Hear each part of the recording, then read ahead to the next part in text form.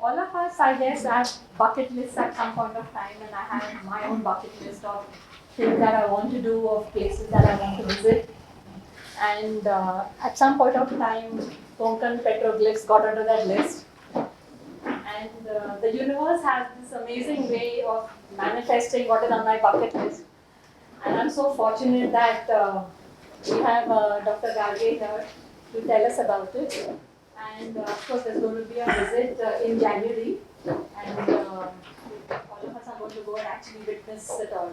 So, what Dr. Garge said is just listen to him. He doesn't need to come because all the information will be given in this lecture. So, and also we will be recording it so we can refer to it and refresh ourselves before going. Namaskar and a very, very warm welcome to Dr. Garge and all of you friends. I have a couple of quick announcements to make. One is 17 November will be our next lecture by Dr. Suraj Pandit, and he will be talking about the places where Buddha, visited or spent his time during his lifetime. So there is a trip being planned for Bihar and Uttar Pradesh. I'll be announcing it in a couple of days, and he is as a precursor to that trip. So we thought that it's best, it's like this, So we have a lecture and then we do the business. So he'll be talking about Bodh Gaya, about Rajgir, Nalanda, Patna, all the way to Kushinagar, Savasti, Kesaria, all of those places. I'll also be inviting Mr. Rashid, who's been working with Bihar Museum for about 5 years. So he'll come either in December or in January. So, we have a lot of information before we go. Okay, and the next set of lectures from November onwards will be shifted to SIS College because we're getting a bit packed here. And we have more room there. It takes about a capacity of 150 people, so we'll be more comfortable sitting there. So November onwards, SIS College at Sion. Yeah, I will publish this on my email to you. Then 17th and 18th January, of course, the Konkan Petroglyphs. Some of you have already registered.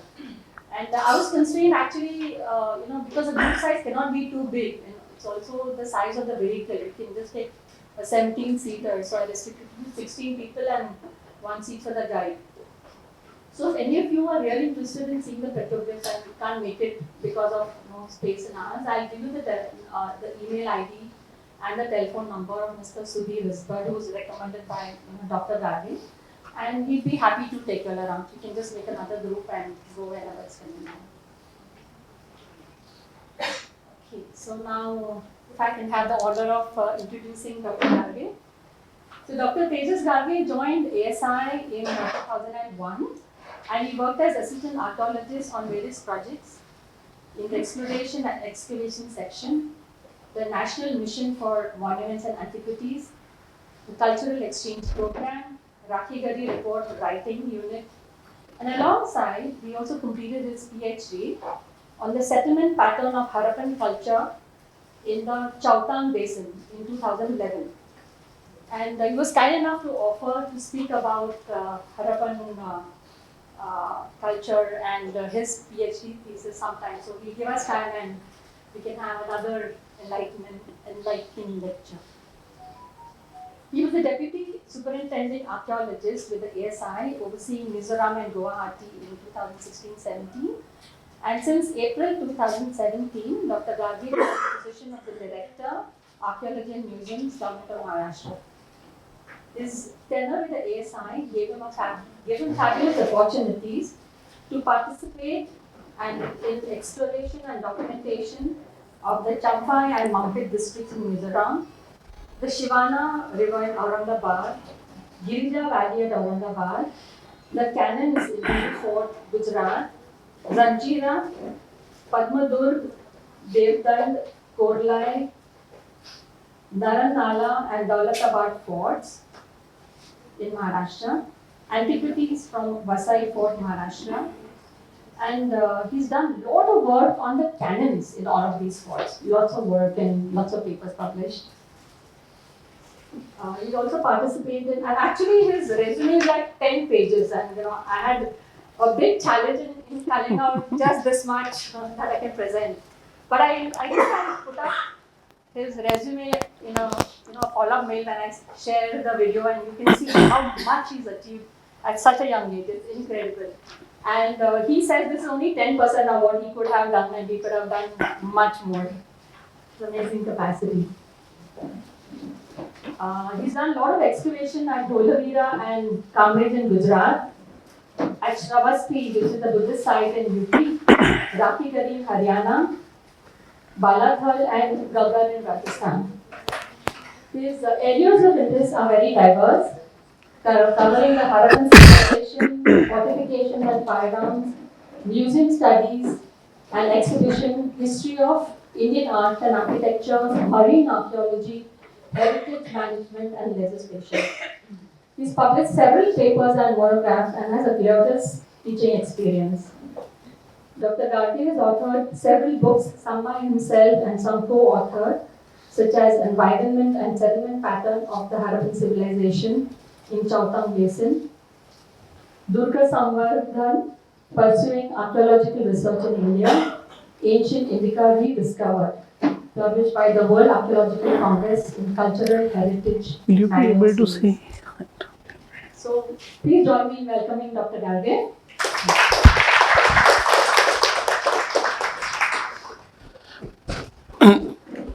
Thank you very much for that warm and kind welcome, Sarayu.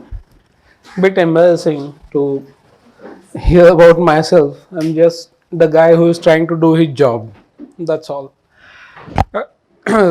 It's pleasure to see crowd which is taking such interest in a remote topic which has recently come to light in Konkan.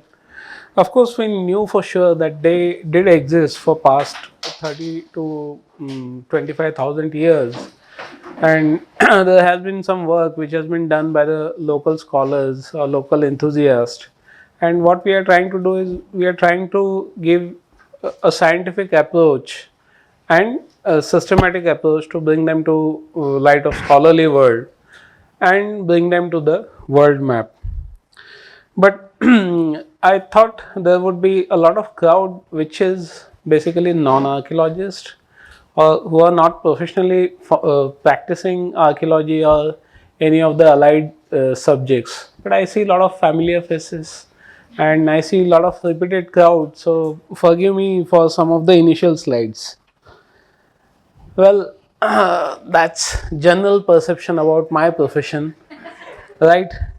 And if at all, if there are any students who are sitting on top who came to archaeology with this idea, still there is some time. Okay. Well, I was also fascinated with Indiana Jones movies and so on. Well, I happened to see the gold while digging, but it's to tell you frankly, it's not that exciting as it looks in movie. Well, I don't. Well, I'm a good at shooting, but not the way Angelina Jolie does. Well, this is not my life. I wish it was. There's little better understanding about our profession that we are the guys who go on with metal detectors and then there's a beep beep sound and this understanding got translated into government resolution, and that government resolution said that that some sadhu had this dream of khazana, and then it was a quest on government parts to look for that treasure, and archaeology department was officially ordered to dig a place in UP in order to find that treasure. Well, so this is specially to educate masses as well as our politicians that we are not the guys who go around with metal detector to dig treasure. Sorry, I am not the one. Then what we actually do? Normally we are taken as historians, but is there really any difference between archaeologist and historian? Well, both branches they function in same way. Their job is to reconstruct human past, human history. Then how archaeologist is different from a historian? If you look at simple definition of history, it is reconstruction of human past with help of written documents. And in India, if you look at top left, that's one Ashokan inscription, and that's where entire history of Indian subcontinent begins. That was the first document out of which we could extract some kind of history.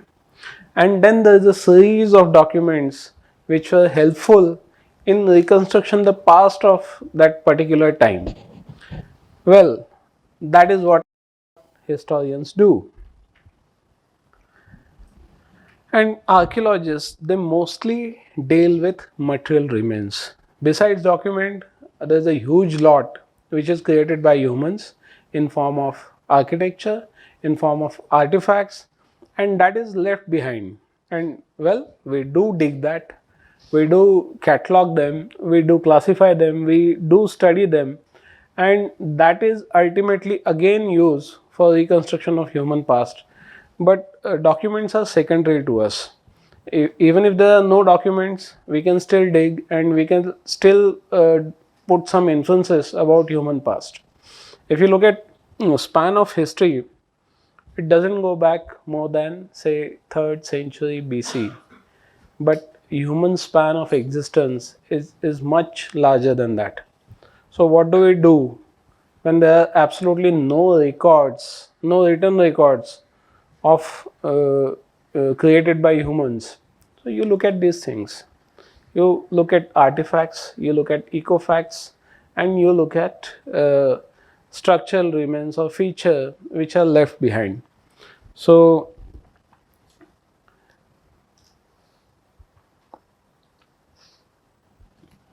if we summarize, we do go out for explorations, we do excavations, we do proper documentation of both, we do preservation work, we do conservation, we do reconstruction works, and well, we manage all the cultural affairs. So, bit boring, right? A lot of paperwork. And the question is, even in the case of petroglyphs, people really ask me, oh, how did you know that it was actually there? And this is the most common question which is put up for any archaeological site, that how did you know? How did you find it? So answer is very simple. It's you learn it, you practice it, and there are certain systematic methodologies. So you start exploring all these factors. First of all, ancient literature. If you look at history of archaeological research in India, Alexander Cunningham started looking for archaeological sites on the basis of Yuan Sang travelogues. So it was basically a study of ancient literature.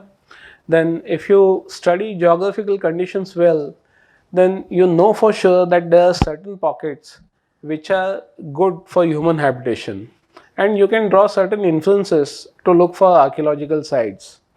Then there are already known historical monuments, for example, Ajanta and Ellora.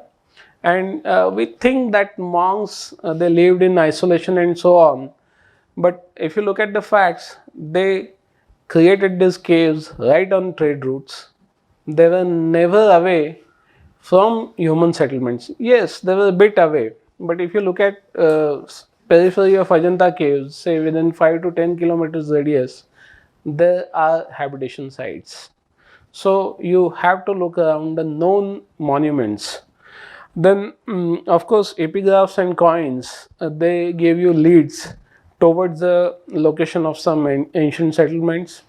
Then, Britishers did a great favor to us by creating something called 1 inch by 1 inch maps.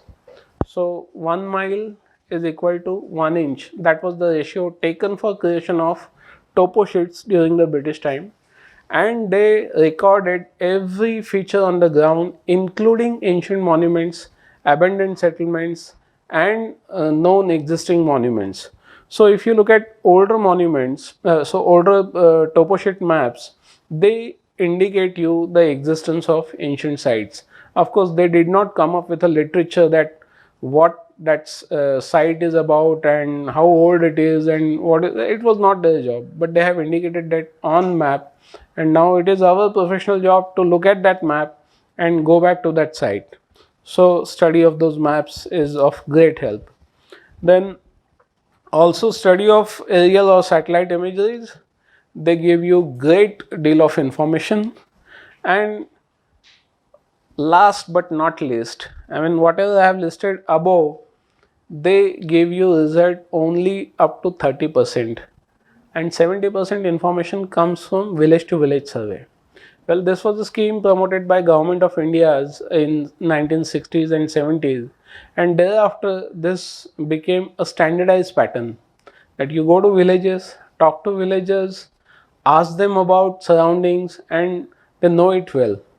They will tell you about locations where they get soil which is little whitish, which they use for plastering, and where they also carry out ancestor worship. All abandoned temples, anything abnormal, Patal Nagari, Ulti Nagari, and so on. So there are lots of stories and folklores attached to that. But if you look at it physically, they are archaeological sites.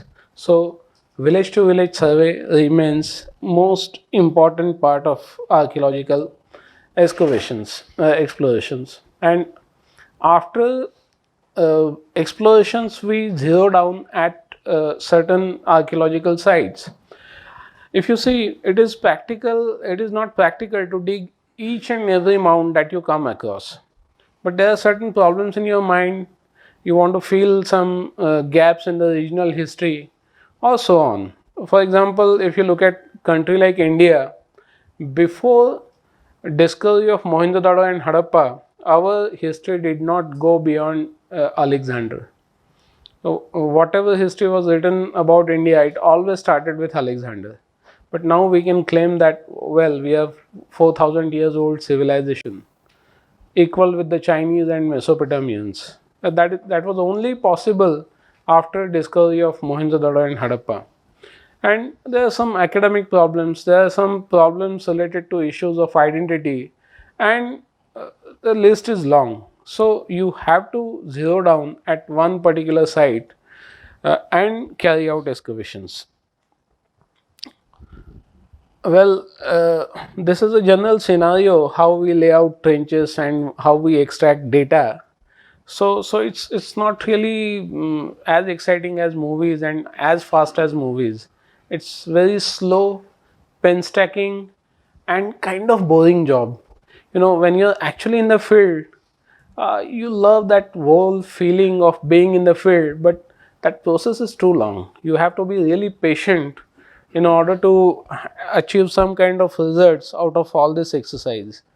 Well, we don't venture only on land and air in order to look for sites, but we also dive under water in order to get information, as some of the parts of land has been encroached upon by sea or at some places by water.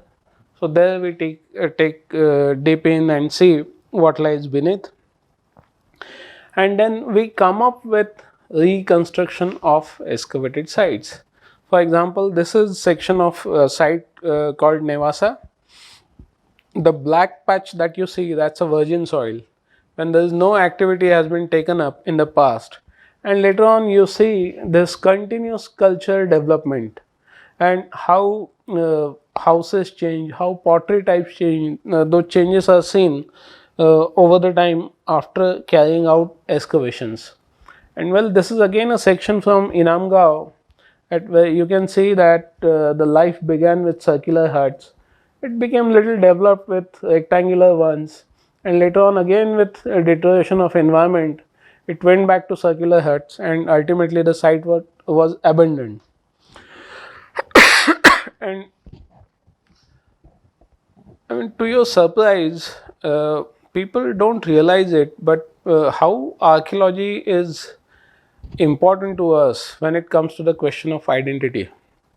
This is our national emblem, but not too many people know that this is an artifact recovered in archaeological dig.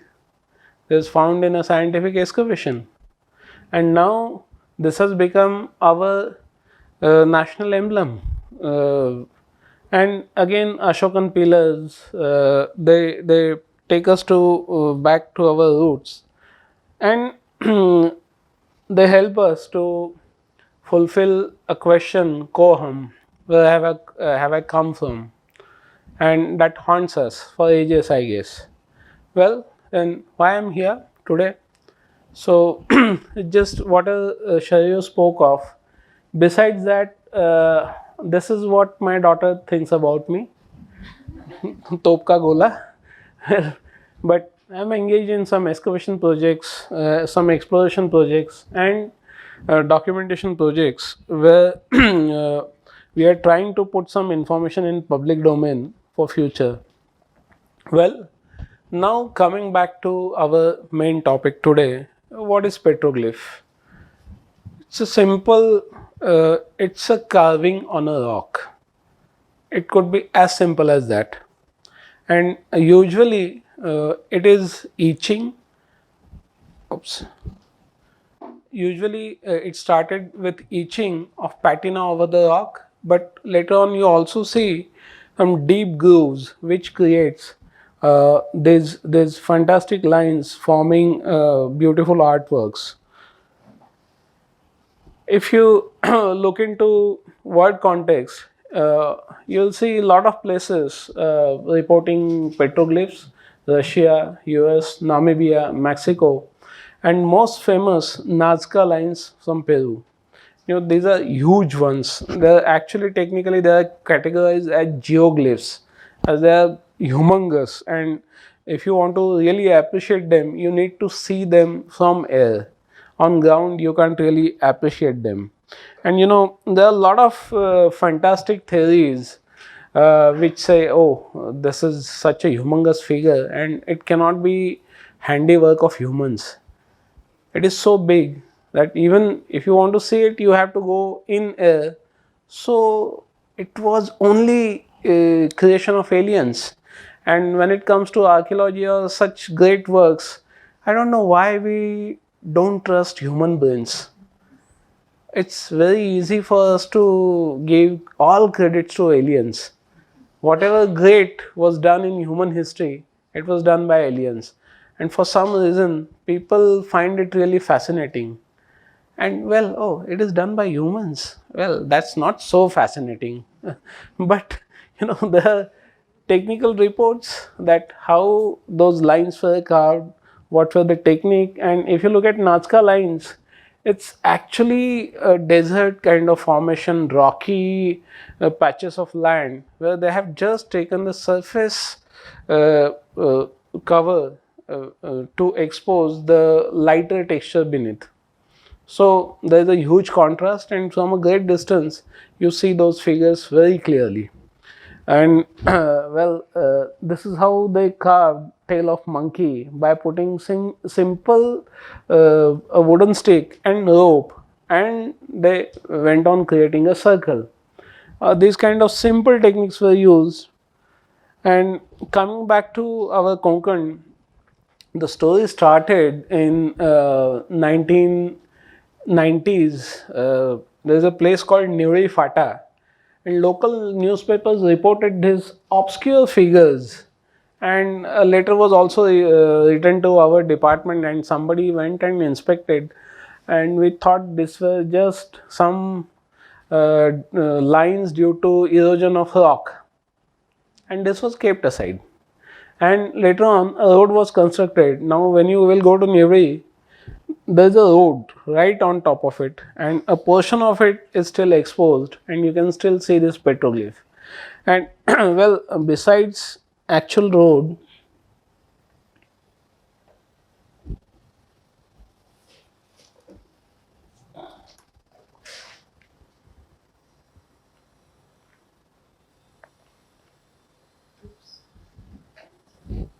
it's not visible there. So I think.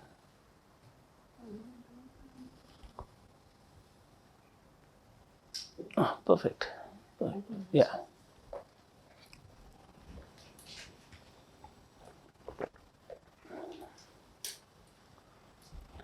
So besides main road, if you go to Gaudewadi in Newry, there are also some carvings near these rock quarries. So, from 1990 onwards, locals kept reporting it. I think P.K. Ghanekar was the first one to write about this in some Marathi newspaper. And this for the first time he coined a term called Katar Shilpe in Marathi, and that has been often referred.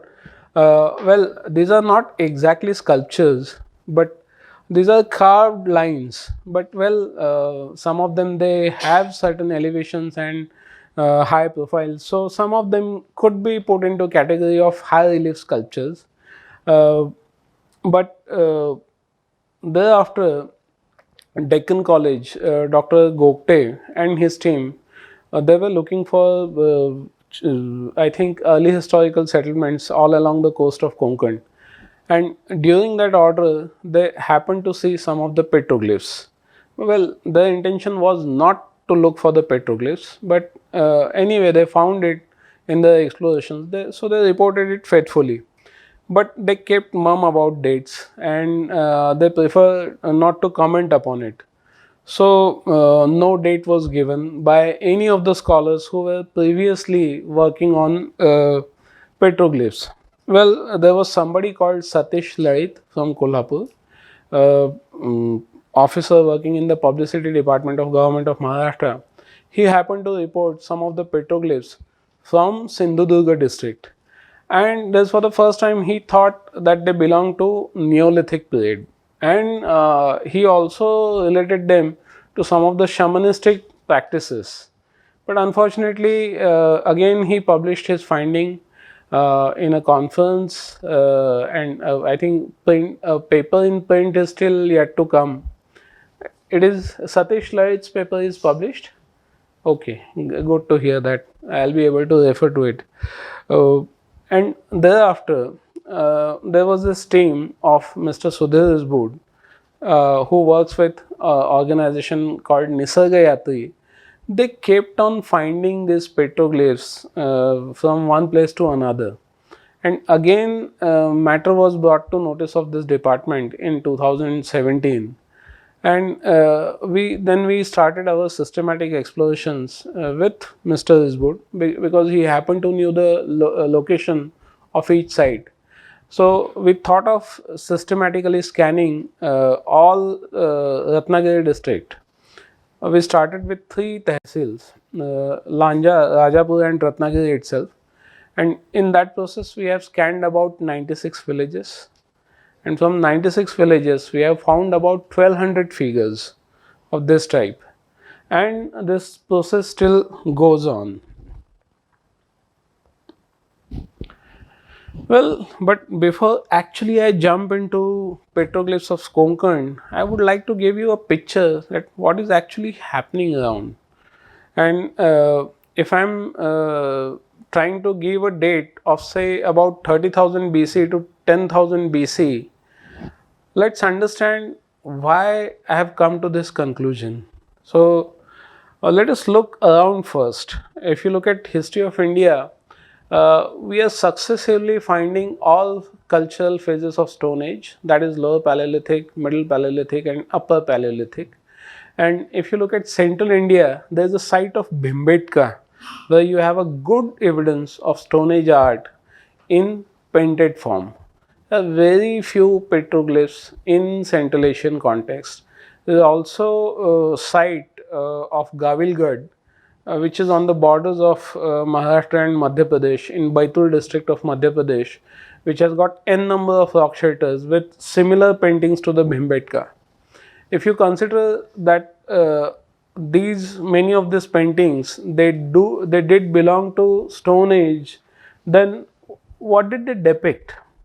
If you look at it, many of the paintings are also interpreted as zoos, or even you can see some of the hunting scenes. You can see a hunting scene of wild boar, and again there is a great wild boar depicted on one of the walls of Bhimbetka. And we also see what was happening in rest of the Maharashtra. This is slightly later than Stone Age. This is Chalcolithic era, and this is all pottery from Inamgaon, or pottery contemporary to Inamgaon, or this is Chalcolithic pottery found in the state of Maharashtra. So again, if you look at painted designs, there are typical geometrical patterns, as well as there's a lot of depiction of animal figurines all over it.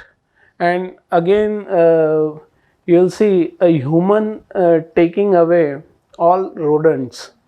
So even rodents were important part of human diet. And again, if you look at typical Chalcolithic pottery, uh, again you will see this oblique lines, or vertical lines, or horizontal lines. This is the kind of art which was around us, and this is one these are figurines found from the excavations at Inamgaon. And, these are clay figurines, but in the context they are found, they are always interpreted as mother goddess figurines, you know. And why we are looking at this, there is a very important reason. Excuse me, could you give a date to that, those two slides? Okay, tentatively this is around say 3000 BC to 2400 BC. So roughly 2400 BC for those.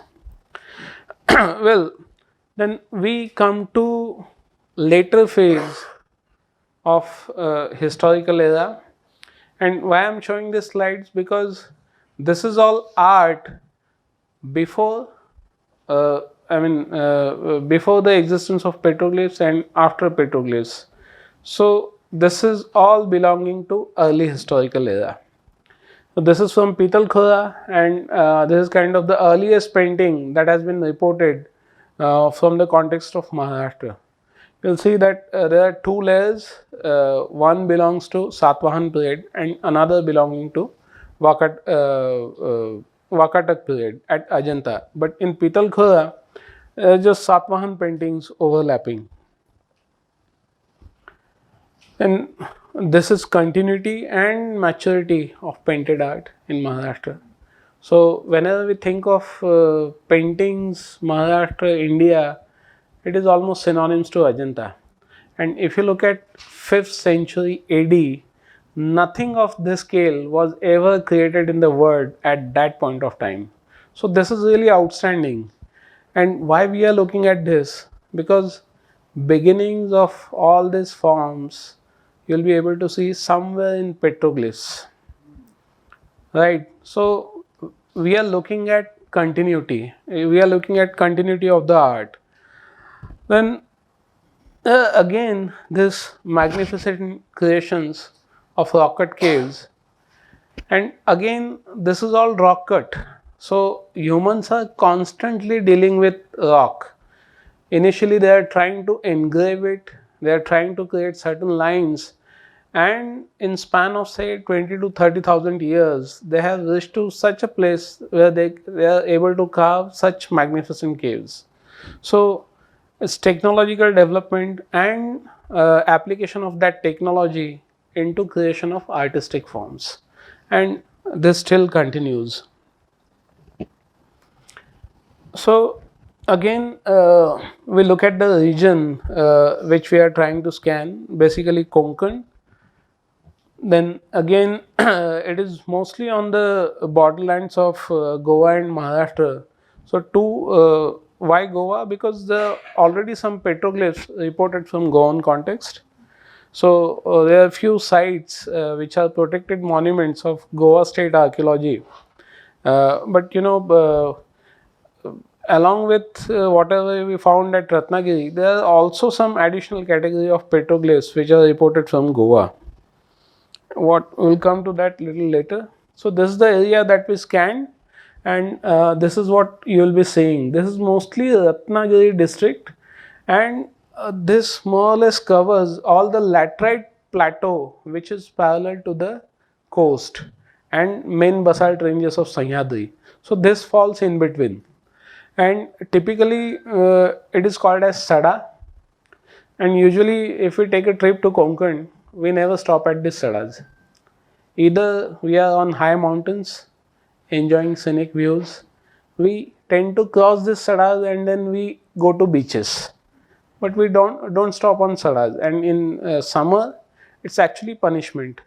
It is so hot because this is dry laterite, no big trees grows on this, so stopping by that areas in hot summer is actually punishment. So this is what we surveyed, as I said, Ratnagiri, Rajapur and Lanja. And for now it looks that this particular culture is spread over an area of 220 kilometers length and 25 kilometers width in a single line. This is little old, so now we have covered more than 1200 sites.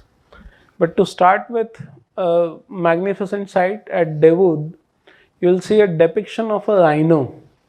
And I think this is taken from the level of ground in order to show how it actually looks when you are standing on the site.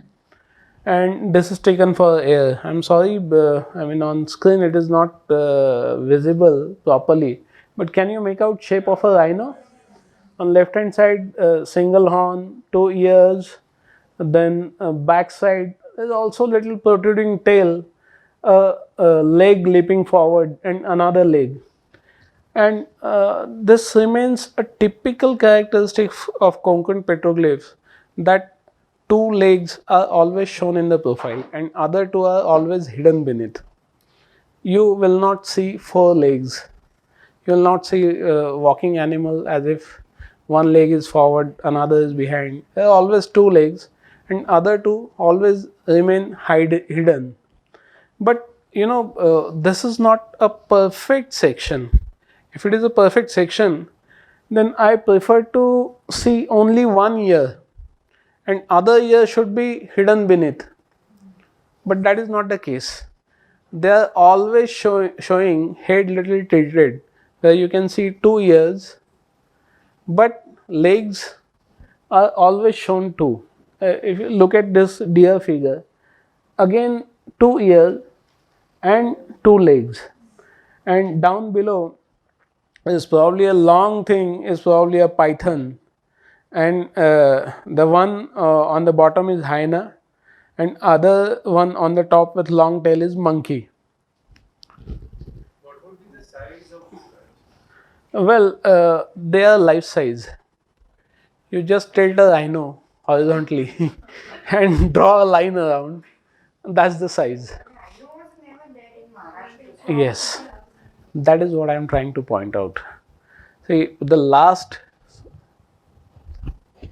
Preposterous to think that this might be a kill site where they knocked out the rhino. well, so then I would expect a police department investigating murders. So, well, I don't know, but that's an idea.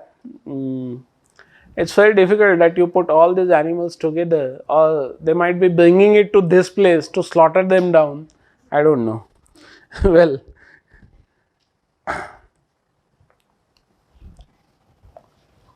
Probably that would be the reason of having the proportionate figure of rhino. right, quite possible.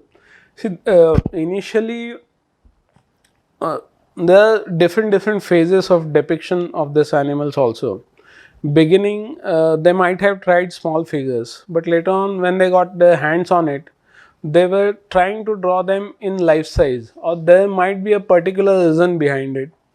Some religious thought or some thought of merit. If you draw them in life size, then only you will be able to kill out, or so something of that sort. We are not sure of that. And Above all the surface is also, I think it's the base of laterite stone. yes. I was wondering like what kind of stone, what kind of tool they must have used in order to carve that. Like, I'll come to that. okay. I'll come to that later. Well, not in Konkan anywhere, but the closest site is Manjra Valley, but that happens to be on this side of Maharashtra. It's in Mawar, it's in Pune district, I believe. So from there they have reported rhino bones, and that dates back to 30,000 years from the present. So the oldest known rhino bones are at least 30,000 years old. Well, there's another interesting site of recently you have rhino reported from some of the Harappan sites from Gujarat on west coast of India. And of course, rhino depiction is very common on Harappan seals. So probably it did exist in the early Harappan period when there was a wet phase of climate and there was a lot of rainfall in western India. Well, this is another interesting site of Chave. If you look on top, well, can you see this figure? Well, two legs, two hands, one belly, and again there is a standing human figure coupled with two animals, and then again there is a standing human figure with two bows. Well, when we had started drawing all this, there was a couple who visited from Bombay, and lady happened to be gynecologist, and she said this is probably a depiction of a woman in delivering position. And we were also wondering that how to interpret this image, but this particular feature, we don't know whether this is deliberate damage or it was done when that figure was actually being carved.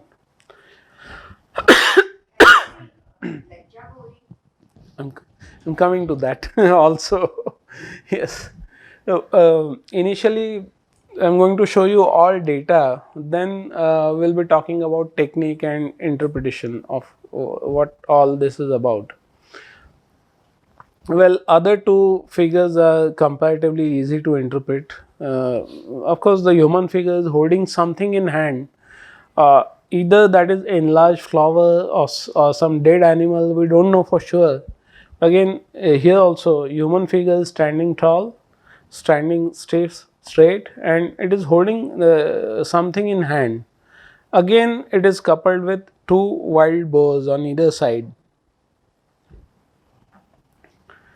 Well, this is very interesting site of Kapadgaon, and you will see altogether different technology which has been applied as compared to the previous site.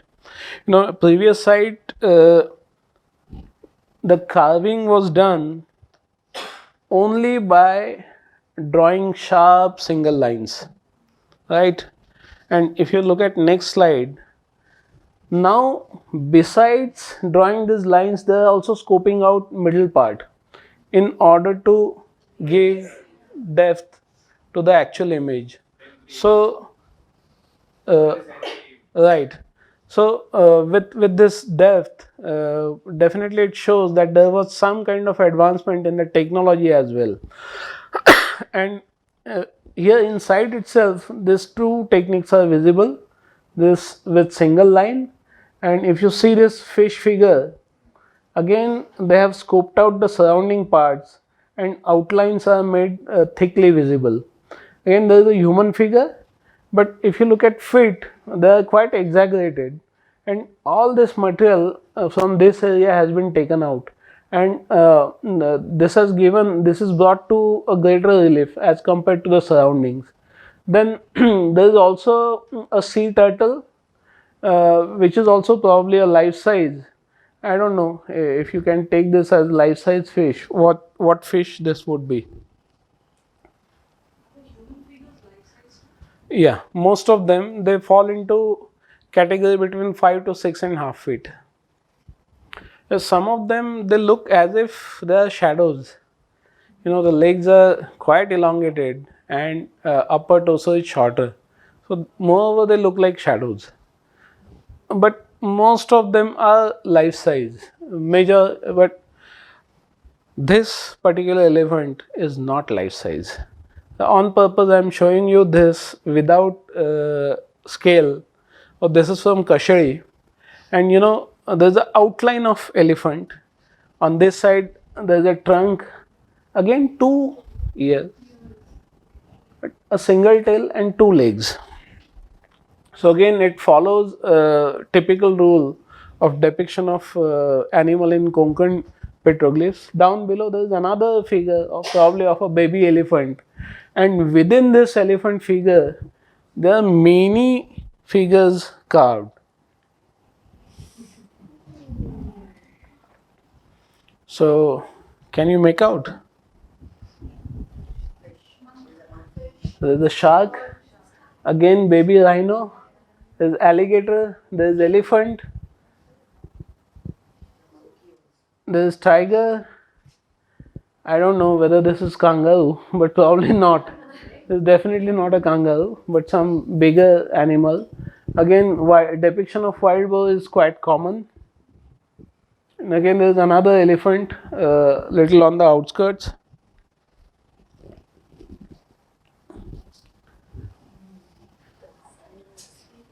Now, if you look at size, this is 16 meters wide. It is about 13 meter. Sorry, it's 16 meter tall and 13 meter wide, and there is a human scale. So when you will go, actually you will not be able to appreciate it from ground. In future, I dream to have a balloon ride. Somebody can go up and see this from air. So yeah, this is taken with drone. But of course, right now drone doesn't take up humans. So, but if you want to see it, erection of a tower is another idea. But you really break down the landscape with that kind of intervention.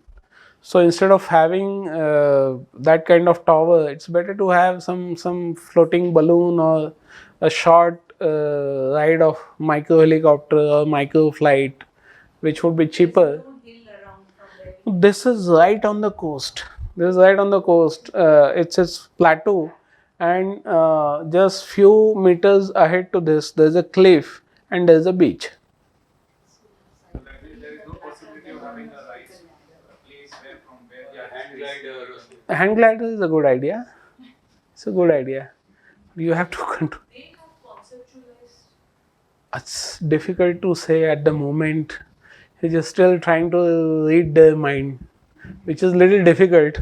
So,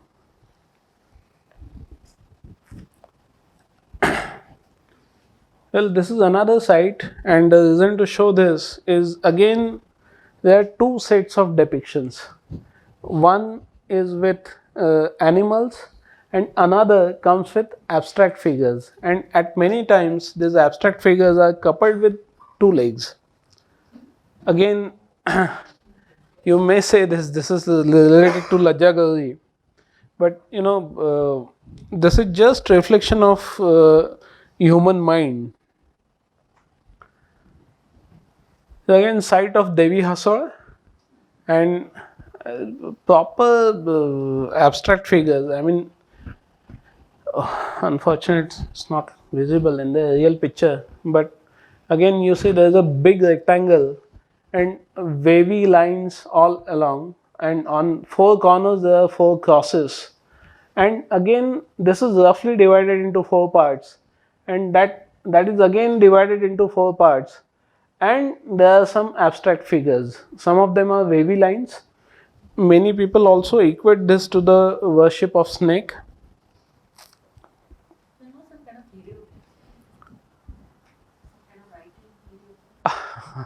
Difficult to say at the moment, very difficult.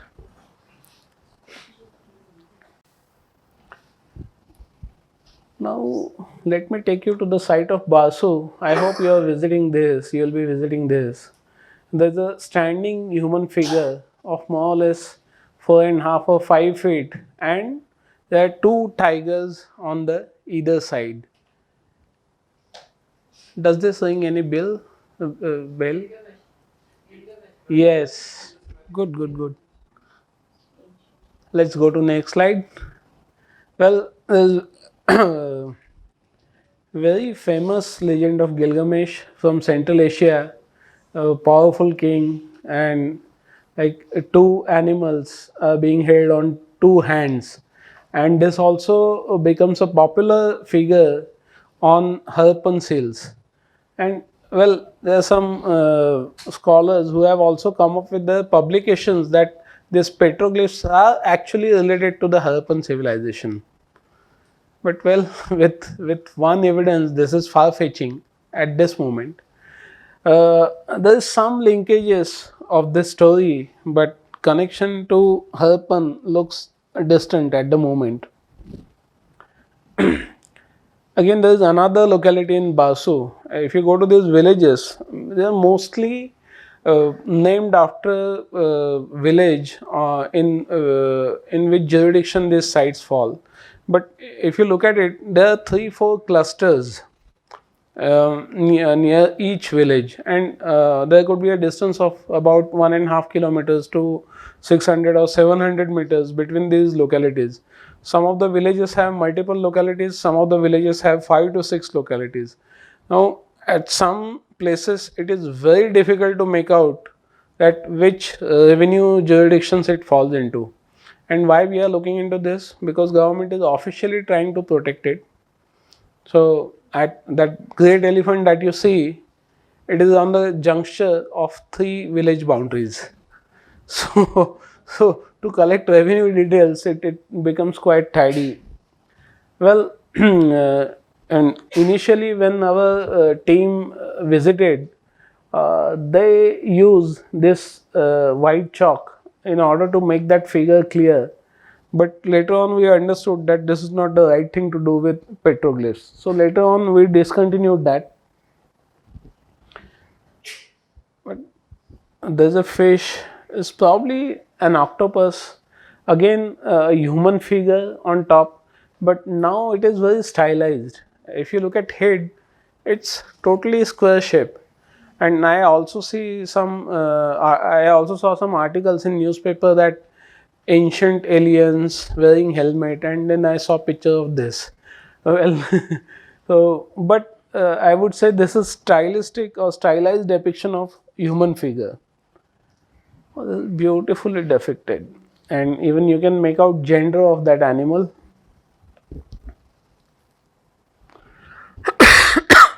Is site of Colombe, and this is how petroglyphs are disposed. Again, you will see a standing human figure in both forms, a stylized form and a regular form, which is more closer to naturalistic depiction. Multiple human figures, site of Jamrud, along with some animal figures, and we tried to fit everything in certain logic, that whether they are spread from east to west.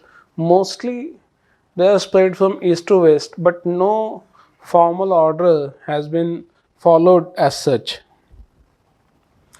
Then again, there is a depiction of a deer from site of Chave, and on the right hand side there is a depiction of monkey, again depicted with a single line.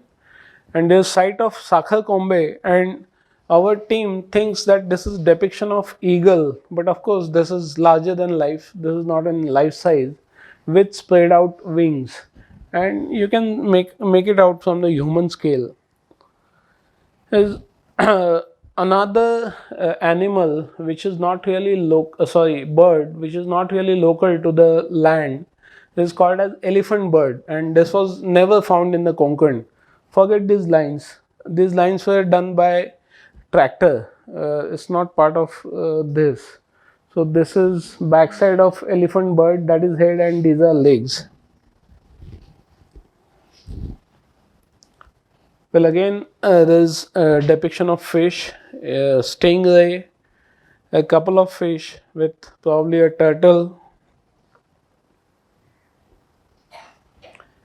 and sea turtle from Kapadgaon, and alligator, and these two are also quite common along with shark. Again, I have brought these 3 human figures in one slide just to show how stylistically they are different. This figure from Jamrun is carved out of single line technique. At Devate Gotne, they have scooped out areas in the surrounding of the figure, and at Korambe, it's almost like X-ray, as if you are looking at skeleton. So these are three different styles employed while depicting the human figures.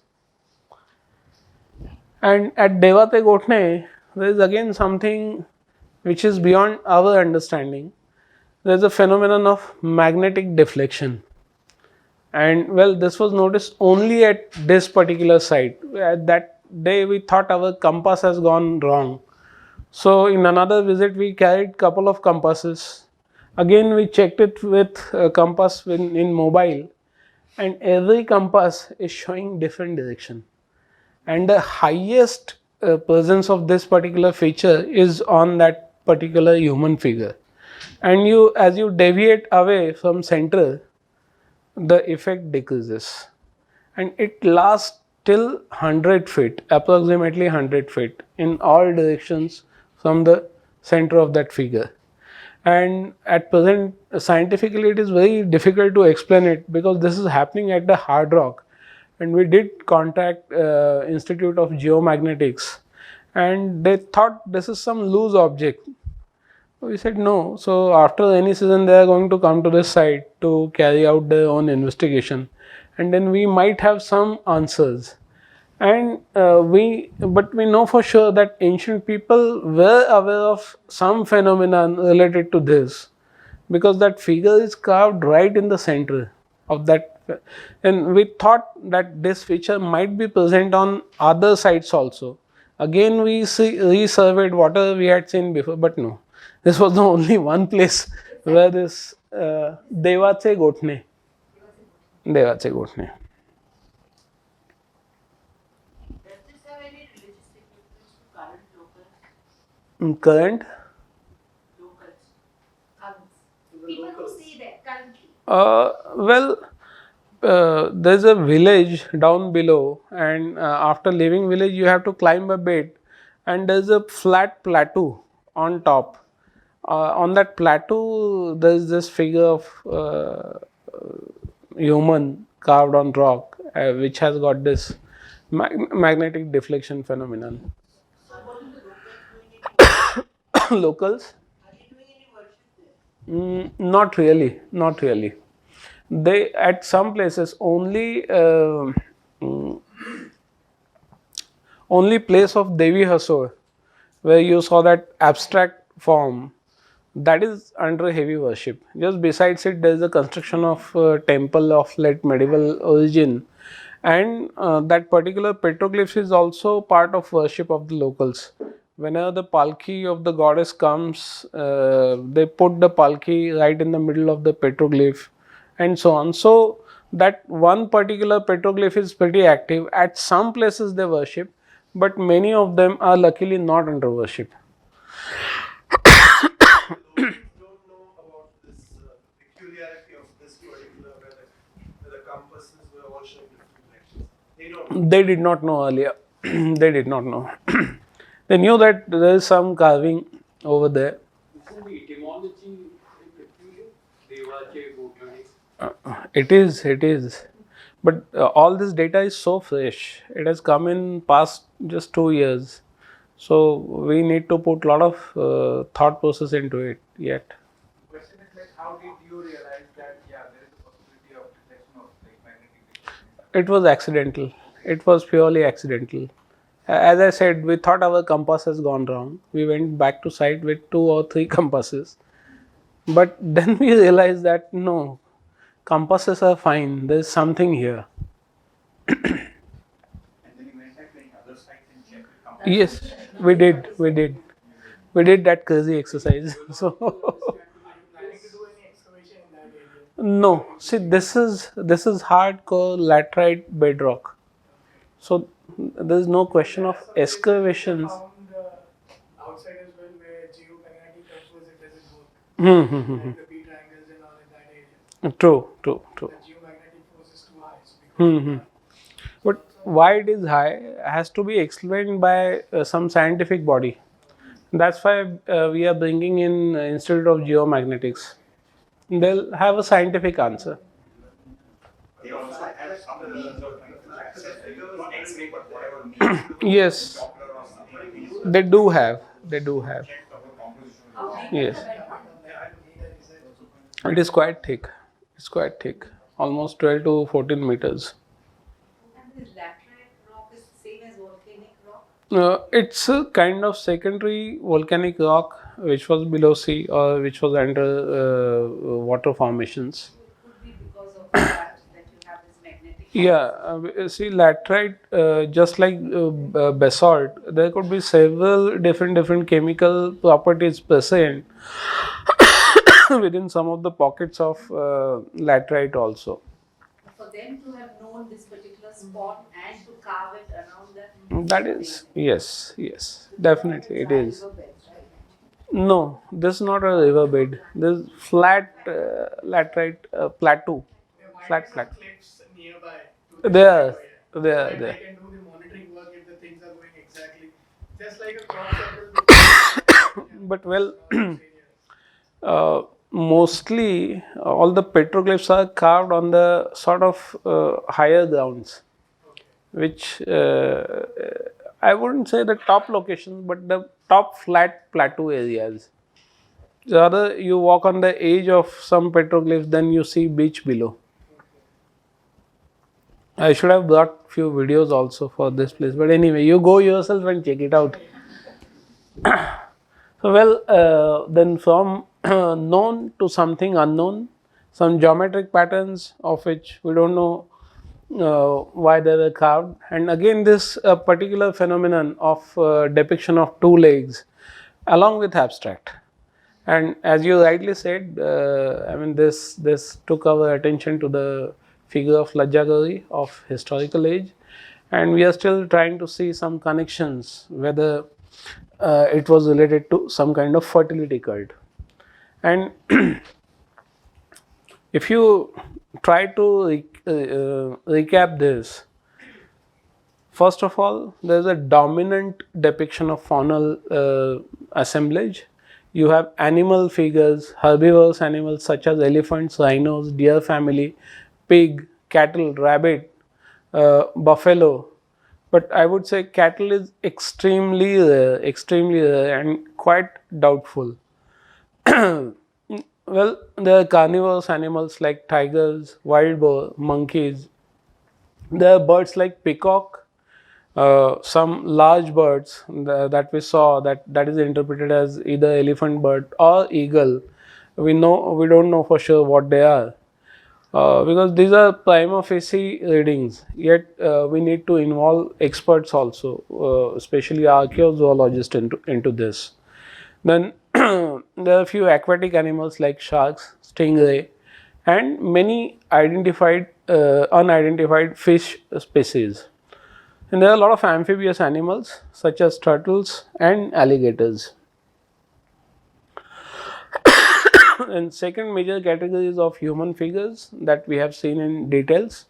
And there are a lot of geometrical patterns, and within that either there are only geometrical patterns or geometrical patterns along with those two legs, which we feel that it is of mother goddess type. And if you look at animal figures, so far whatever data we have, they form almost 25% of total carvings, dominantly wild animals. So size is roughly from 1 to 20 meters, and these depictions are not much deep. They are not more than few centimeters. Again, birds are very few, only 4% of the total assemblage, dominated by peacocks and a lot of birds.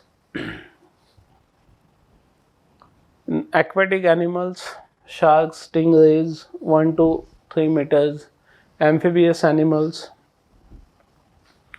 human figures, mostly 4 feet to 14 feet, and we have already seen that there are few figures without head also.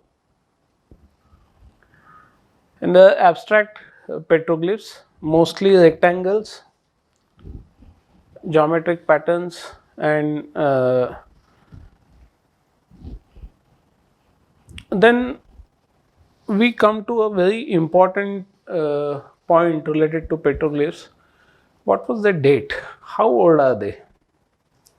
So, one thing which always there was a question of chronology in Konkan. Konkan, we always speak of Konkan from early historical period. The port at Sopara, Kalyan. So, Konkan is always spoke from early historical perspective. Or then we come to Great West Indian rock cut caves, and some of them happen to be in Konkan. And prior to that, if you look at history of Stone Age research, so it's very obscure. There's Sankalia and Todd, they had reported some microlithic tools from Kandivali. Right from Bombay, Stone Age sites were reported. Then Dr. Marathe from Deccan College, he worked in southern Konkan, and he reported some Paleolithic sites. And he thinks that there is evidence of some lower Paleolithic sites also from Konkan. But we hardly have any data to show this continuity of life in Konkan from lower Paleolithic to middle Paleolithic to upper Paleolithic, Mesolithic, Neolithic, Chalcolithic, and early historic. So, all this linkage or this train is totally missing. If you look at Pune region or rest of the Maharashtra, there is a continuous evidence of shifting human population from Paleolithic technology to Chalcolithic, and from Chalcolithic to early historic. In Konkan, Chalcolithic is conspicuously absent. So there's a question, like when there were villages like Inamgaon in Maharashtra, what was happening in Konkan? Was it devoid of human population? Or it was very sparsely settled? There were very few souls who were actually dwelling in the Konkan. But I feel other way around. I think even when I was student in Deccan College, I was always discouraged from working in Konkan. See, environment is so harsh that nothing much remains there. Whatever evidence you find, it is all destroyed, it is all perished, or it is in bad state of preservation. So in limited time, if you want to work, you select a fertile, rich area with archaeological remains. So Konkan is okay, limited to early historical or some medieval things. But if you look at prehistory, Konkan is not a good choice. That is what we were taught. But this absence of Chalcolithic always haunted me, and I was always looking for certain answers. So we know for sure that there is a presence of Stone Age man in Konkan. So we also started looking for evidence, archaeological evidence for some kind of stone tools or something. And luckily, we started getting all these microlithic tools.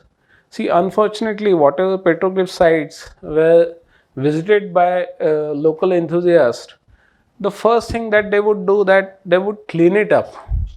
It's a good thing to do, but in the same process, they would tend to destroy evidence. So now we are collecting these kind of tools from unclean sites.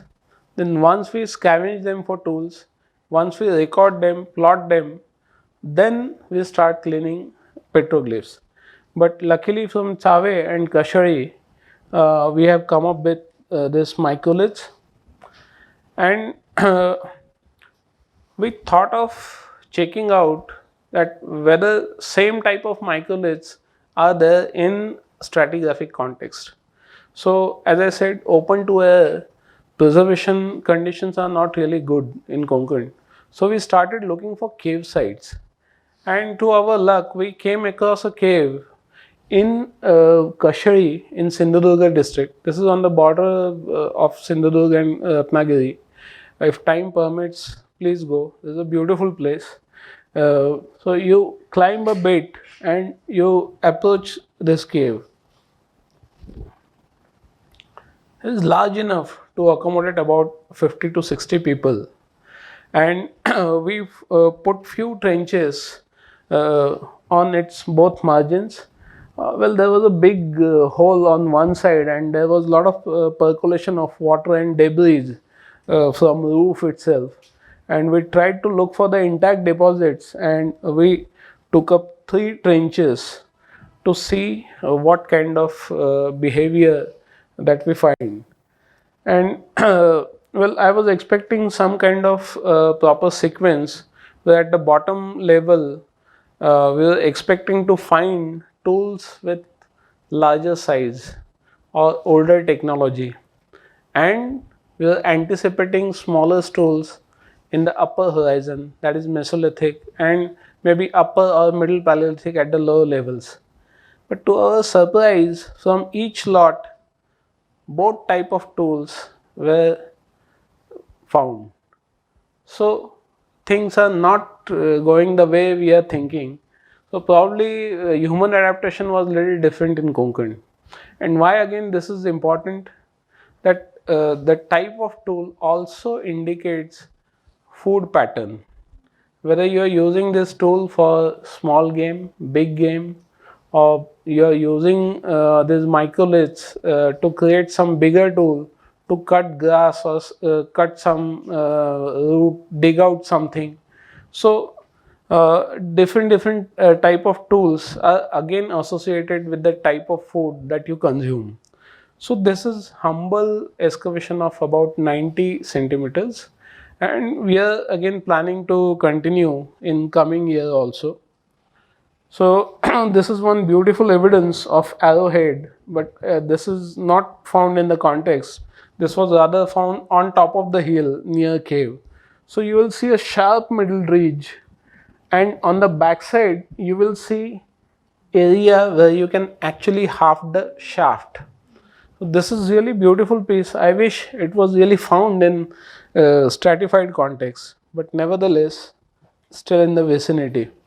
And well, what we are planning to do in future, that leave about 60% of the site for future excavation, and wherever we have carried out our excavations or our own trenches, there we are planning to create some dioramas of Stone Age life and put some signages, do some barricading, and do some consolidation work, because roof is quite in precarious condition. And another quality of laterite, that it is very spongy, and you may think that this is a nice rock shelter and this will be very habitable and this is a good shelter during rainy season, but in rainy season condition becomes worst. You know, this spongy kind of rock, it absorbs all waters, and then there are continuous showers inside, and the whole cave turns into lake, a small lake. That could be another reason why we are again finding tools at, because there is a churning of sediments, and so there is whole disturbance of context. So to find some answers, this is not really an ideal site to dig with, but there are not too many choices at the moment. Well, conservation also remains very important part, because we need to preserve them for posterity. And all the petroglyphs in Konkan have this tremendous potential of being tentative World Heritage Sites as a serial nomination. Because you know, UNESCO accepts all these proposals in 3 different categories: cultural, natural, and mix. So petroglyphs they form a very ideal case under mixed category, natural as well as cultural, and there are series of them.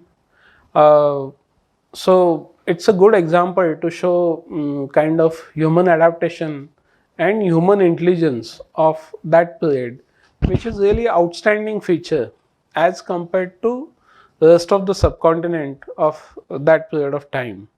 If you compare all the painted pictures of Bhimbetka or whatever petroglyphs that have been reported from Indian context, from Karnataka, from Goa, or from Ladakh, they are quite small in size. Actually, they are Piddusa as compared to that huge Kashari elephant. So I think they really deserve to be nationally protected monuments, as well as there is a good scope that we can propagate this as UNESCO inscribed World Heritage Serial nomination. So luckily Mr. Rizwood and his organization, they were quite active into pursuing after local collector, giving notices to mine owners who are actually into digging up of this laterite rock, and they stopped digging of many sites. So really hats off to them. What department is actually doing is department is looking into real data and proper scientific interpretation and documentation.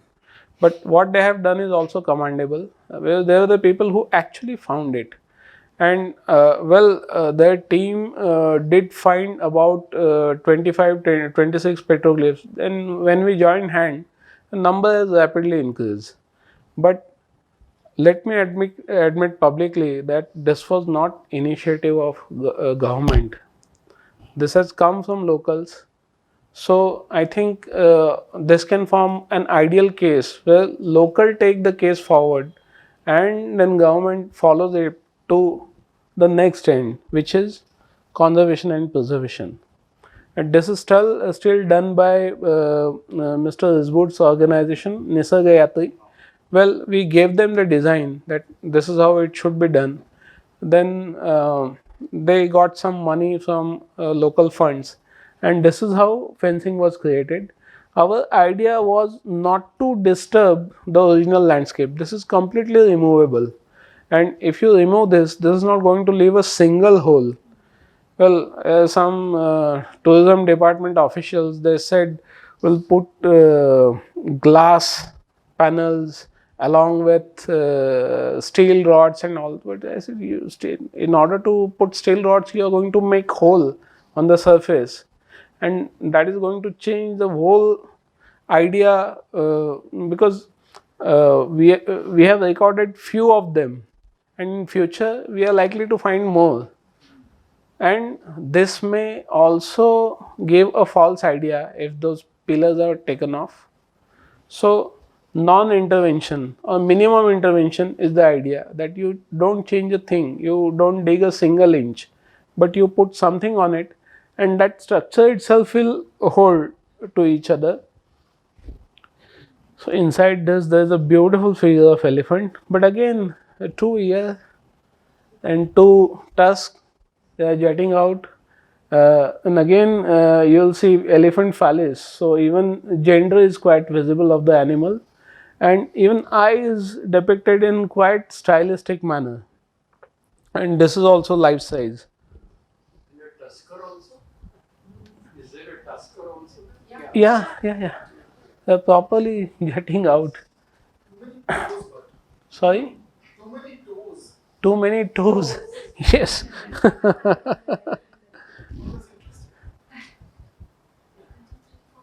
Yeah.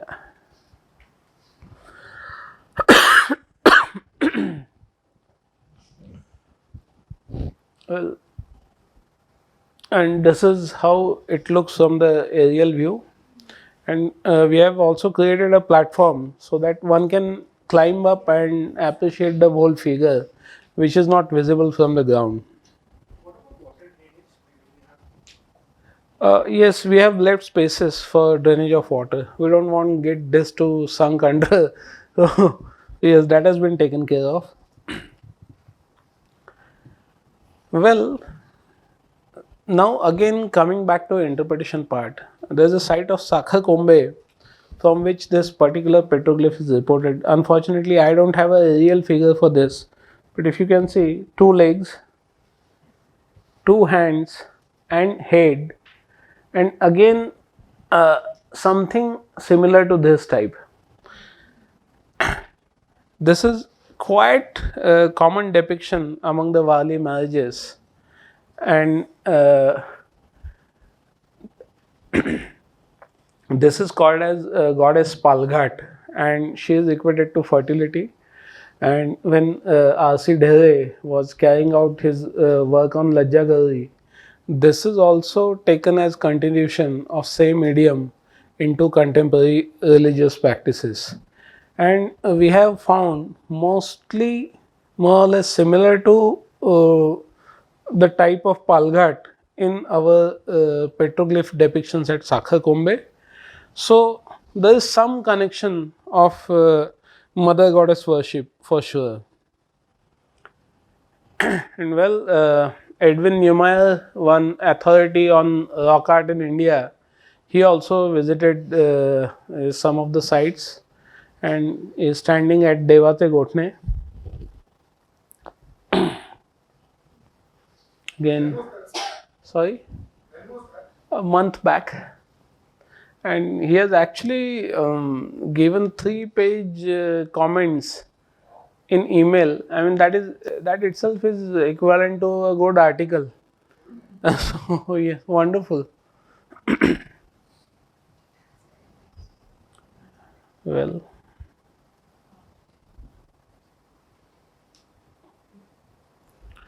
so what we are trying to do here is we are trying to bridge this gap between Stone Age and early historical period. Well, I've deliberately put this as Dark Age. Well, this is not a Dark Age, or there is no absence of human souls in Konkan, but it's an absence of technology. And they really did not go for copper objects, hunting of copper objects, or they really did not import it in Konkan, and Chalcolithic technology did not really penetrate into Konkan, but they continued with the Mesolithic lifestyle, and they were also simultaneously carving petroglyphs, and that continued for ages, because again some of the petroglyphs which are of Lajjagari type or which are of high relief types, they cannot be carved without having iron implements. Those straight lines, those single lines, they can be carved with stones. That we have experimented this on some of the rock patches with hematite. It is possible to carve those single lines with hematite. We have also experimented as you draw rangoli, you keep on putting dots and you join those dots together. And for excavation of this, there is also a similar technique that you punch and you keep those punches very close to each other, and then you rub, and that is how you create a line, and that is how you dig with stone. So that is one technique. But in order to create that flat surface, you need to have iron implement. So mostly these petroglyphs, they originated in Mesolithic phase when there was no usage of metal, and of course copper was never used in Konkan. So I think this practice of carving petroglyphs has continued for about 20 to 30,000 years roughly. It has also continued in early historical period, and some of these petroglyphs may fall into early historic category, especially the one with good profile and depth. They probably belong to early historical era, and the single line ones are of Mesolithic phase. Then would you find some iron kind of tools? That is what No, see, again, preservation of iron on surface is very difficult, and generally we find all these things whenever they are in buried context, and so we need to look for sites. And again, nobody has actually worked on dates of iron in Konkan. In Gangetic Valley, people are digging sites after sites, and now the dates of iron are going back to almost 1500 BC. is the site of Jaffardi in Gangetic Valley, which has yielded these dates. So there are excavated sites in Konkan. Dr. Dalal, will you hunt for some site for the earliest dates of Konkan? Earliest dates of iron in Konkan. Sir, we have pushing back the earliest date of iron in Konkan by 200 to 300 years. With you, we hope to confirm that this year in May. So of course it needs a long-term work. Coin will now be Yes. too young by 400 years. Well, let us hope for the best. So, I really want to thank Mr. Sudhir Board for getting in touch with government, his teammates Dhananjay Marathe, Surendra Thakur Desai, and Mr. Jagdish Patil, who was Divisional Commissioner of Konkan. He was quite instrumental in pushing forward the revenue data for protection of these sites. Mr. Kulkarni was our Assistant Director of Ratnagiri, who initially thought that this was a waste of time, but when he actually got into it, I mean, he created all these protection proposals in no time. And he actually took up readings of, and he said, I never had interest in Stone Age and all, but he came up with wonderful work. And Dr. Parth Chauhan from ISER Mohali, who is a Stone Age expert and who is examining our tools from our excavations. Right now, all the analysis is in progress, and his team back in Mohali is quite excited to see these sites and see digs in this year. And Dr. Sushma Dev and Pramod Joglekar, they visited our sites when we did one small workshop in last Christmas in Konkan. And Dr. Joglekar also interpreted one figure as hippopotamus figure. Again, hippos and rhinos are conspicuously missing from Konkan. They are not seen in modern context. So, I mean, is it possible that those animals, they ever existed in Konkan once upon a time? So, these examples are good enough to show antiquity of these particular sites. And well, last but not least, Mr. Rutvij Apte, who has been our field man for finding of this petroglyphs from Ratnagiri office. So, thank you very much. You were a lovely audience, and I'm happy to take questions. What is the abstract figures indicated?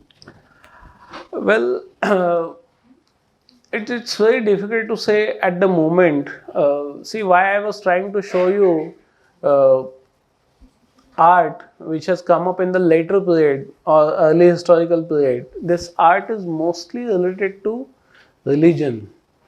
See, my dad was artist, and if he got a commission from rest of the society that you take this money and create a masterpiece of art, well, that still does not happen. He has to create a art and he has to sell it out by putting up exhibition or something. Think of that elephant. I mean, for carving that size of elephant, you need to dedicate certain hours of work. And think of that era when actually it was hand to mouth.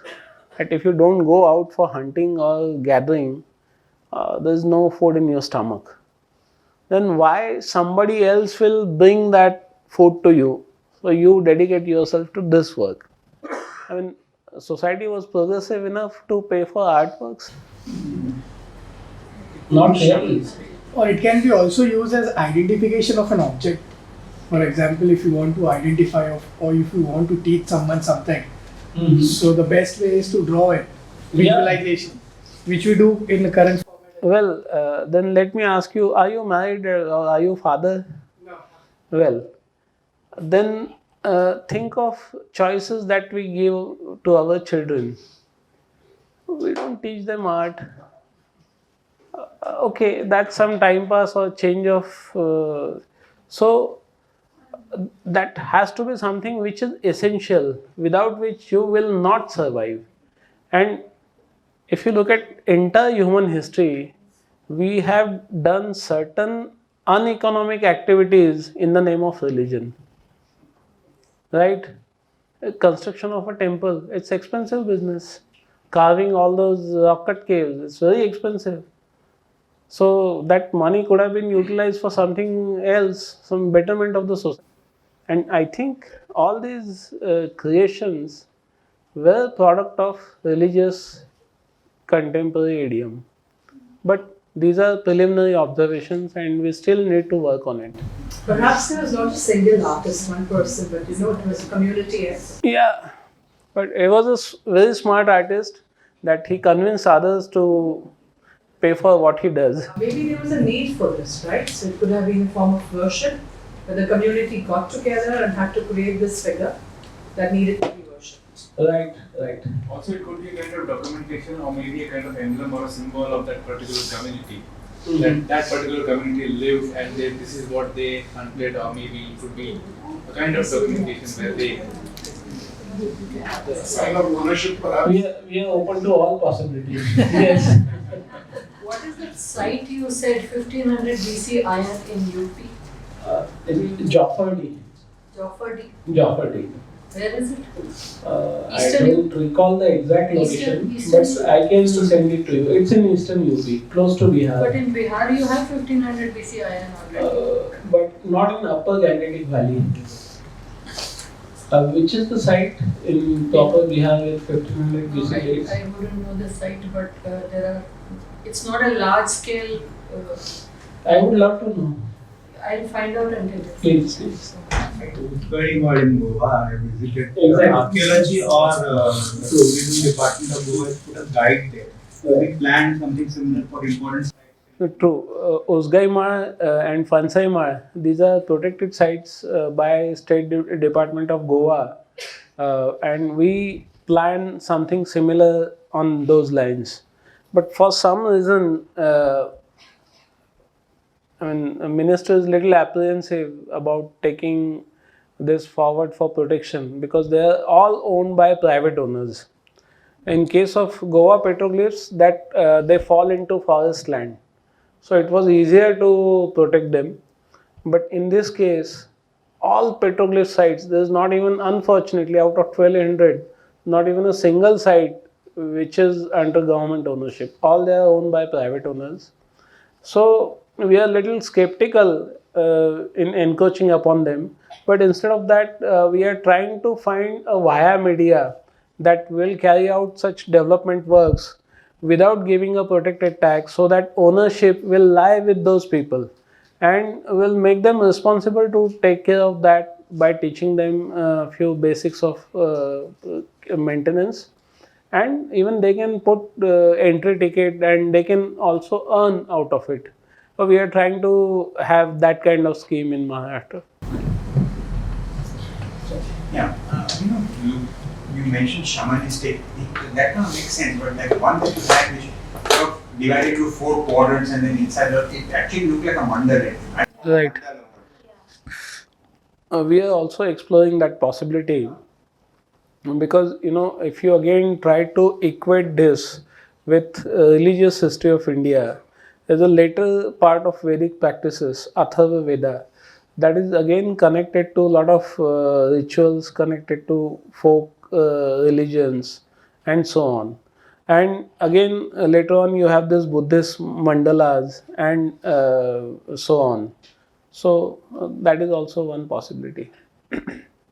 As I said, we are still open to everything. More complexities inside. It does have. And I mean, any human habitation anywhere kind of migrates towards a structure where you have a priest or a medicine man or something like that, or a shamanistic thing. And then these things just evolve by themselves on these shapes and stuff. True. They not have any Quite take or any of these other stuff. Right now we are working on its locations. We are trying to find out similarities, and we are also trying to find out that whether this is done by a same migratory tribe. So because I was in Mizoram and they practice something called zoom agriculture. So they slash and burn one area. It is brought under cultivation. Then after chopping out crops, it is left. Again, jungle comes up, so the entire habitation shift to some other side. So these could be migratory tribes which were migrating in the adjoining area. As they were finishing off with resources from in one area, they used to migrate to other areas. Then they would habitat these lands again, and wherever they would migrate, they would create such carvings. So that is one idea. So we are still working on it.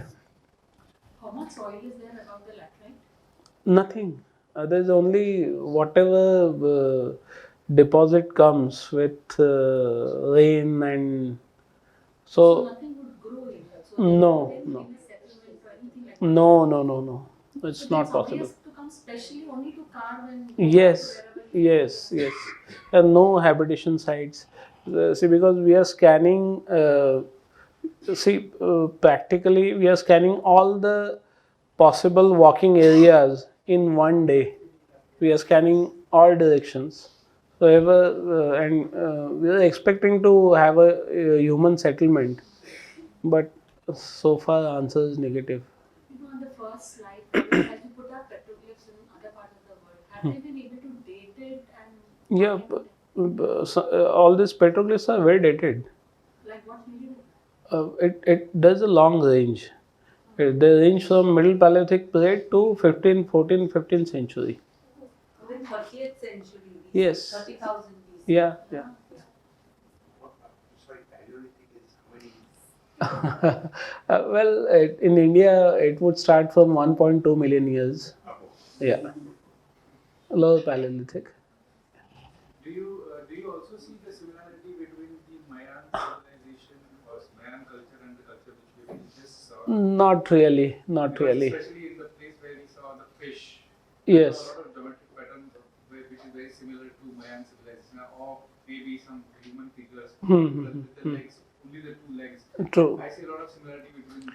See, if you look at all the tribal cultures all over the world, they have little similar ideas of artistic depictions. That's the only similarity that we see. This is about your Rakhigarhi and Chautang. There is recently a news about Sarayu. Well, can we discuss this with lecture on Harappans? I thought it is Yeah, I would love to talk about it. It will take another hour. Yeah.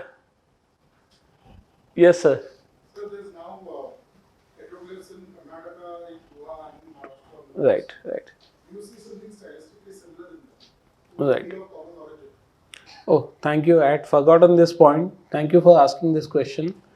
Well, you also see petroglyphs in northern Karnataka, in Goa, and on coastal lines of Karnataka and Kerala. There's a book by M. Rajesh. There's a book by M. Rajesh, and I'm forgetting the first author, on petroglyphs from Kerala. So this culture is kind of culture which has actually evolved on a laterite plateau by the coast in Western India. And yes, between Goa and Ratnagiri, there are certain stylistic similarities. But in Goa, Goa and Karnataka, depiction of bull is quite prominent. And in Ratnagiri assemblage, we did not see a single bull. There's a bison. But that is still doubtful. We have listed it, but we are not sure. The cattle species, we are. It would be a wild bull if there's one bull. Yeah. But are there other domesticated animals in Karnataka? Because here we did not see a single one. Right. No, bull is the dominant one. Again, that was another reason why I thought that this belonged to Mesolithic age or pre-agricultural age. If there are communities related to agriculture, bull forms very important animal for them. So if at all they were related to agriculture, then I naturally would expect depiction of bull here. But there is not a single depiction of bull, and most importantly, horse is also conspicuously missing. If you look at Bhimbetka depictions, there is also one early historical layer with lot of horse depictions, which is again conspicuously absent from Konkan. So most probably this is prehistoric and pre-agricultural for sure. Exactly. Of course, again one thing that bothers me in Konkan, dynamism is absolutely missing. If you look at human speakers, they are standing straight. They are not doing anything. Even the guy who is holding two tigers, he is also standing very stiff, as if he is asked to pose with tigers. So, But there's a lot of fish and all that. So they may have been fishing or something. true. So if you look at subsistence pattern, it is definitely hunting, gathering, and fishing. And fishing is not so prominent with other Mesolithic communities in India. Well, you find fish hooks, but it forms a very minor part of total dietary pattern. But here it seems to have been pretty heavy, more or less 30 to 40%. Yeah, but I mean that is another thing. Why you would depict shark and why you would not depict some fish which are more eatable? So this is beyond eating. Stingray, shark, all these are species which are likely to bring death. But definitely not turtle, but alligator may. But these species would be only seen further into the ocean. Hmm. Wouldn't be seen at the coast. No, they are also seen on the coast. Yes. But in Karnataka and Kerala also these fishes and turtles and everything are seen? The Karnataka assemblage is still not very well published. There are a few just minor reports on Facebook, and from which you can't really make out. But there is a full-fledged book on petroglyphs in Kerala, and we are still going through it. They have not depicted sun or moon or anything which they used to worship as gods in those days. No. And if at all those circles, if they are related to sun and moon, then you can't say. But not the kind of sun and moons that you see in historical context. It's just a thought that I have seen that painting which we have seen with the guy is catching two animals in his hand. I have been studying in lots of tribes like the Masais, the Mingoros and all. So they have one tradition that a guy, if he wants to reach to age of adulthood, then he has to hunt a big size of animal. Right. And he has to bring it back to show his manhood, and that's how they give them now you have become a particular man. You have turned from a teenager to a man. Right. So can we relate this to this? As I said, possibilities are all open. So there are figures depicting kidneys and veins. What do they signify? Well, I wouldn't say there are kidney-shaped figures, but I'm not sure whether it's a kidney. It's a kidney out of context, flying in the air. Sounds really difficult. So what it can be? You think of Yes, we have to think of something together. What about the term Palghat? Well, Does it have anything to do with down south? Palghat is name of goddess, which is always related to the fertility. It is worshipped at the time of marriage, and it is invoked in order to have progeny. So it's definitely for sure it is related to fertility cult.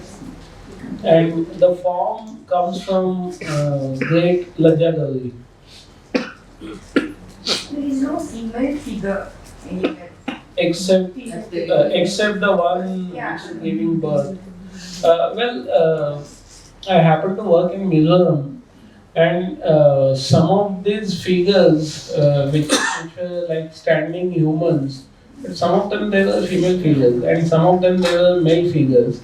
There was practically no differentiation of gender in these, in case of Mizoram. but they could be identified with the help of certain stories, certain folklores existing in the society. If you don't know that story, then it was difficult to differentiate between a man or a woman. So, any plans to explore Rakhigarhi and Palgan? At present, in this next year, we'll be more focusing in Sindhudurga district. That is still a vacant patch in between Goa and Ratnagiri. So after we've completed our scanning, we'll turn our attention towards Raigad. But if you look at Raigad, this plateau of laterite rock becomes quite thin, and it's not that widely spread out as it is in case of Ratnagiri. So there is a less possibility of having petroglyphs in Raigad, but yes, we'll be taking up that area too.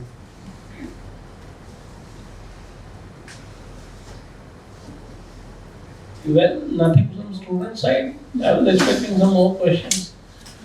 I hope this was not repeated show of Asiatic.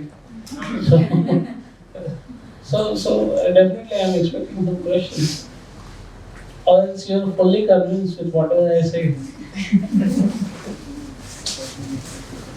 We are privileged to have Dr. Dalal. He was a speaker here in April. I can request you to give a vote of thanks. You can speak from there.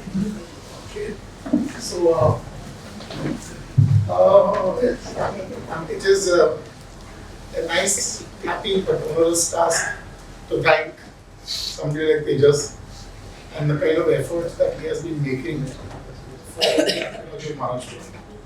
And on behalf of Expansions, on behalf of the Magic Room, Sarayu and Deepa and all the people who make this happen, and all of the people who are here, I would like to thank Dr. Tejas Garge for really talking to us about something incredibly exciting, something incredibly new, something interesting, intriguing, and something that we'll be talking about, I think, for many years to come. Thank you very much, sir.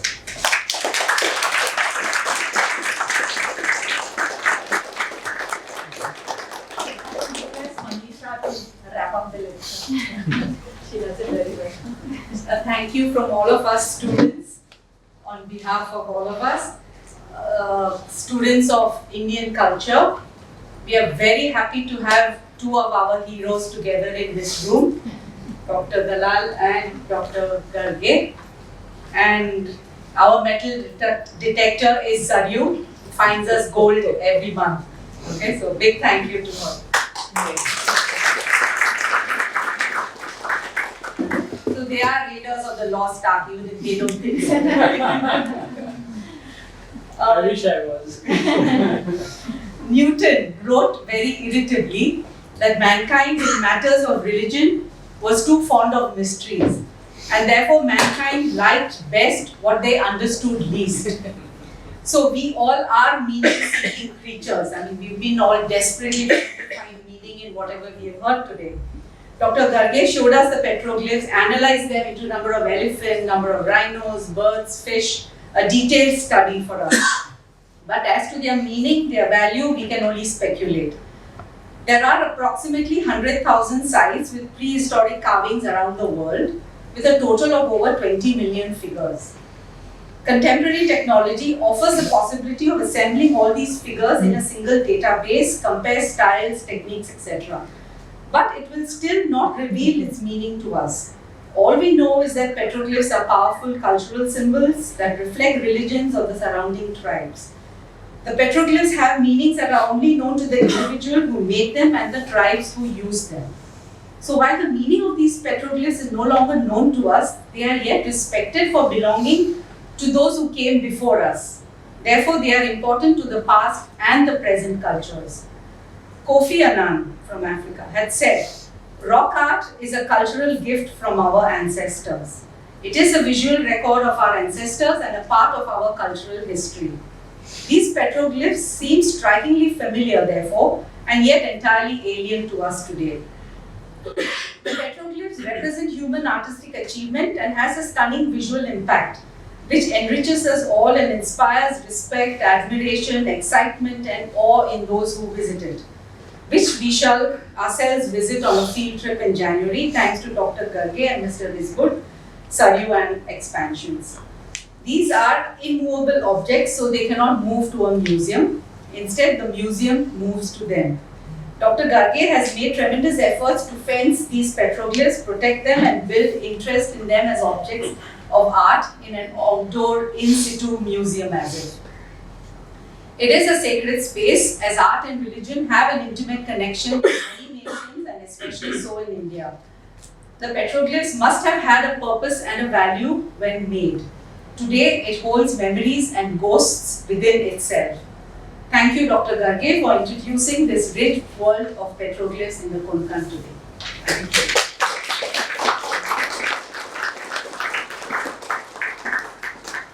Small gift from Sarayu.